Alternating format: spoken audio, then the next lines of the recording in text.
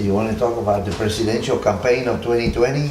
Well, we could talk about shooting from the hip. Entonces, what we could talk about is how... Making a movie with Clint Eastwood, shooting from the hip. No, not Clint Eastwood.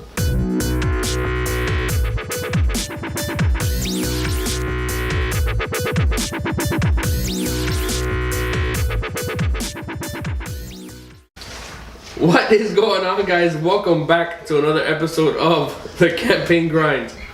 I am Pedro Diaz. I am your host, and this is The Campaign Grind. I'm sorry, we work in an environment full of hooligans. But thank you guys very much for tuning into this week's episode of The Campaign Grind. Once again, I am Pedro Diaz. I am your host. We're here with Mr. Ray Valdez. What's going on, man? How you doing, my friend? Good. Everything's good. Like I like to start every single episode. If this is your first time tuning in, thank you guys very much. We appreciate the love. We appreciate the support. If you find any value in this whatsoever, please feel free to share with your friends, your family, on all social media platforms, and so on and so forth. If you're an avid listener or an avid viewer of The Campaign Grind, thank you guys very much. Once again, we appreciate the love. We appreciate the support. Just keep on sharing this with your friends and family, and the more viewers we get, the more content we can put out, and the more love that's shown. So this episode is actually gonna be about shooting from the hip. In previous episodes, I've told you guys that most of these Campaign Grind episodes, they're not really scripted. Very, very few of them have actually been scripted. A lot of this is really what's going on with candidates that we're representing. A lot of them is how we're kind of feeling today when we're recording the episodes. And before we started this episode, we were actually talking about it. How not only in life, there's going to be times that you got to shoot from the hip. You're not going to know the answer to everything. You're just going to kind of have to wing it or fake it till you make it type of deal. So campaigns are the same exact thing. So this episode is... What's it called? I forgot. Shooting from the hip. Shooting from the hip. I thought I'd give that line. That's fine. So once again, guys, your campaign, shoot from the hip. It's not like it's never been done before. Don't get me wrong. Once you're running for office, you have your campaign going. You got a good timeline. You got a good strategy. You got a good budget going on. But there's always going to be something that gets thrown into the mix that wasn't planned for. Your opponent drops another mail, or your opponent drops a robocall. They get an endorsement from an elected official. So you're going to have to kind of be very nimble in your campaign, and which is going to require you to kind of shoot from the hip. So I actually want to talk to Ray because, as many of you guys know, he did run for office in the past. He did have somewhat of a strategy, but since he didn't have a solid strategy for his campaign, he had to kind of shoot from the hip for a lot of the things. And like I said, it's nothing wrong with that, because you have to be very liquid. You have to be very fluid. You have to be able, once again, be very nimble when it comes to campaigns and election, because even the most perfect, the most aggressive, and the most solid campaign strategy, is not going to be concrete. Nothing is going to be concrete, especially in campaigns and elections. The dynamics of campaigns change every single minute. So your campaign needs to be very nimble. Ray, do you got anything to add to that? No, you said it well. Your campaigns, though, you have to have a strategy. You gotta talk louder. Talk louder and look at them. You gotta have a strategy, and you have to have a format of your campaign, and all your media and printing and everything else. It should be budgeted, and should be also very firm. Yeah. However, you're gonna have opponents, or you're gonna have an incumbent. And you're gonna have to, like you say, shoot from the hip. Many occasions, depending upon what's happening with them and with your campaign. So you gotta interact in there somewhere. Your campaign with your media and Correct. The changes, and and like you said again, be liquid. Yeah. So it's just I'm not telling you guys don't have a strategy. Don't have a plan. You guys got to have a plan to execute. If you don't have a plan, you plan to fail. So you want to make sure that your campaign has a timeline, a strategy, and most importantly, a budget. Because one of the last things you want to do is go above budget and spend more money than you actually brought in, and you actually got to owe your vendors some money at the end of the campaign. That's the last thing you guys want to do. And then also, you don't want to contribute or loan yourself a certain amount of money where, you know, every single month you're going crazy because you can't pay your bills. So you want to make sure that you put together a very solid very solid budget for your campaign. You guys got to know your numbers. But when it comes to the timeline and your budget and your strategy, I'm sorry, you know, it's good to have that idea, that whole structure, the bones of the campaign in place. But like I told you guys, things change in campaigns day in and day out. Even when we consult for clients, you know, we give all of our clients a timeline, a budget, and a strategy. And I make it very, very clear to let them know that things can change from one day to the next. The reason why is because more money can come into the campaign, so we could do more maintenance, we could do more canvassing, we could add more phone bankers, or, you know, resources are limited. You know, you're not raising the amount of cash that you were expecting to raise. So we're gonna have to kind of switch these numbers, or switch the amount of mailers we do. Or instead of mailing to individuals, we're mailing to households to try to save some cash. So make sure that every aspect of your campaign, you know, you can change it on the drop of a dime, because campaigns change, like I said, every single minute. So it's very important to make sure that, like I said, you guys shoot from the hip. So if everything is running smoothly in your campaign, you know, you get that budget, you got that timeline, there's going to be times that you say, well, we're going to be doing social media advertising. You know, we got 500 dedicated for Facebook, 500 dedicated for Instagram, 500 dedicated to Twitter. But, you know, like I said, you're going to start seeing the dynamics. You might be getting more responses through Facebook or Instagram or Twitter, and you're going to want to put some more resources to those advertising avenues. So like I said, you got to be very nimble. You're going to have to shoot from the hip. Nothing is concrete, especially when it comes to campaigns and elections.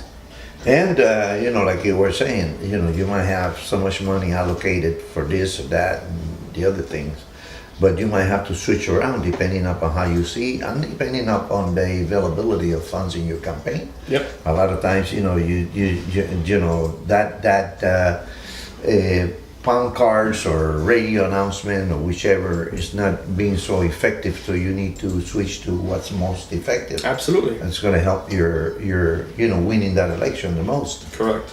This, like I tell all of our clients, and like I say in every single episode, you know, your campaign's got to be run as a business. So you got to make sure you know your numbers. You got to make sure that you know where the value is coming from in all your advertising, whether it's TV, it's radio, it's social media, direct mail, phone bank. And you can kind of beef up those aspects of your campaign.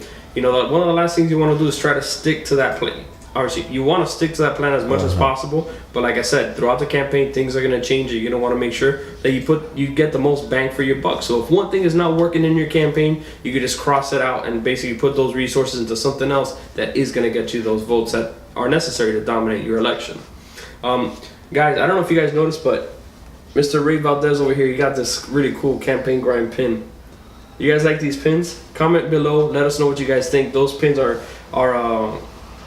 campaign grind pins that we created and we made for our clients and candidates that we represent.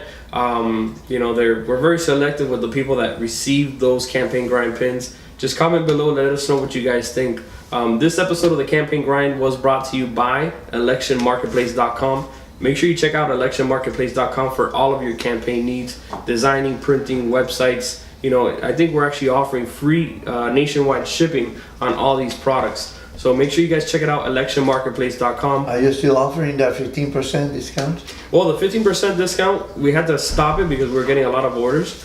But we actually have a little widget there, a cool little thing. So once you visit electionmarketplace.com, it's like a spin the wheel type of thing. So you could get either 5% off, 10%, 15%, free shipping, free business cards, or even free design. So we're giving away a lot of cool and free shit on electionmarketplace.com. So check it out. Important. Yeah, it's really cool. It's very random. It's like I'm dead serious, guys. Check it out, electionmarketplace.com. You're gonna see a little spinning wheel. All you gotta do is spin the wheel, and you get actually something for free.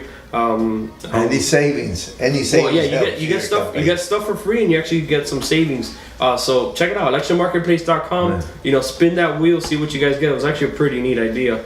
Jordan came up with that idea. Yeah? Yeah, he came up. He was like, you know, I just bought something on this website that had the little spinning thing. I was like, dude, that's like the same platform that we use for ours. If he gives too many ideas, then he's going to want more money.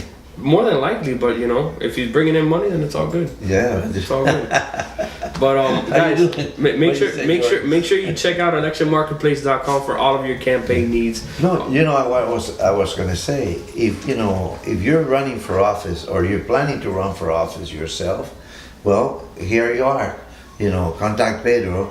But if you maybe know a friend of yours that might be considering running for office, if you're watching this you know, episodes of the campaign grind, it's because you're either interested in this sort of political field yourself, Absolutely. or you have some friends, you're in that area, you have some friends that maybe thinking of running for office, so refer them to the campaign marketplace. Election marketplace. I'm sorry. Election or marketplace. to Diaz campaigns, you know, and you know that you'll be helping them Yeah, absolutely. tremendously. But check out that little spin wheel thing on Election Marketplace. That's really cool. Electionmarketplace.com. Check it out. Electionmarketplace.com. So a little quick recap, guys. You're running your campaign. You should have a solid strategy, a timeline, and a budget. Try to stick to that as much as possible. But don't get discouraged if something happens throughout the campaign that you're gonna have to kind of shift or pivot from the direction you were moving in prior to that thing happening. So just once again, remember, shoot from the hip. You know, fake it till you make it. Do quite a few things here. Like, nothing is set in stone. You know, you're gonna have to change resources from certain places of your campaign to other places on the campaign. More mail, less mail, more TV, more radio, less TV, less radio. So Sure. it really all depends on the dynamics of your campaign, the people you're targeting in the campaign, and really what happens before election day and before those absentee ballots get received. So have a good solid strategy, a good solid plan, stick to it as much as possible. But like I said, don't feel bad because you have to pivot from that direction or anything like that. And you know, the true fact is that, you know, like with Diaz campaigns, you have everything into a system, you know, and you'll save money rather than to be, you know, hitting your head against the wall and bouncing off here and there and so on. A lot of people really don't know how to really organize, you know, the actual media setup, you know, all your advertising through the internet and all the, you know, Facebook and Instagram and everything else, and also your printing and your signage and your design and so on, and that's so important.